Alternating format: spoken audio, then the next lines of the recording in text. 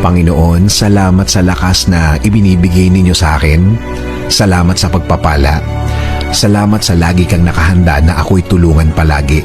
Alam kong lagi kang nakasuporta sa akin.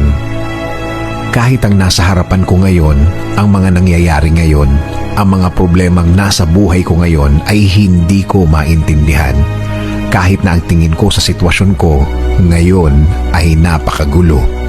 Sa iyo pa rin ako aasa, sa iyo pa rin ako kakapit because you said in your word that you will always be there for me with a helping hand as a father to me.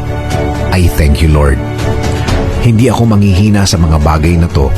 Hindi ako mawawala ng loob, hindi ako matatakot dahil naniniwala ako na lagi kang andyan para ako ay sagipin sa mga problemadong araw tulad ng mga nararanasan ko, Panginoon. Alam ko, Lord, things will never be the same, na ang lahat ng ito'y magbabago, na ang lahat ng ito'y mabibigyan mo ng sagot, na ang lahat ng ito'y nasa harap ko